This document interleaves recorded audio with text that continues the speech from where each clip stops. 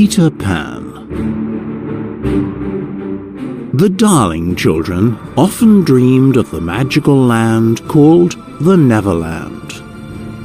They saw the strange land with its lagoons, caves, and forests. The Neverland was different for each of the children. John lived in a boat turned upside down on the sand. Michael lived in a wigwam, while Wendy lived in a house made of leaves sewn together. They all dreamed of Peter, however, especially Wendy.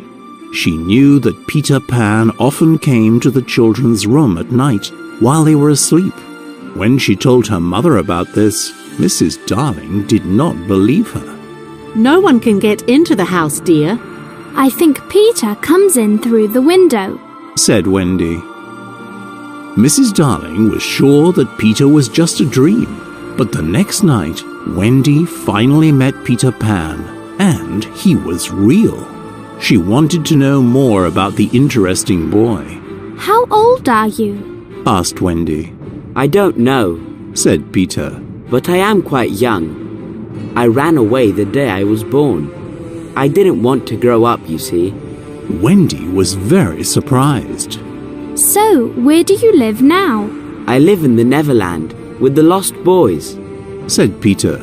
They were boys who were lost when they were babies, and their parents never found them, so they don't have mothers. Oh, the poor boys. Will you fly to Neverland with me and be a mother to the lost boys? I can't, said Wendy. I can't fly.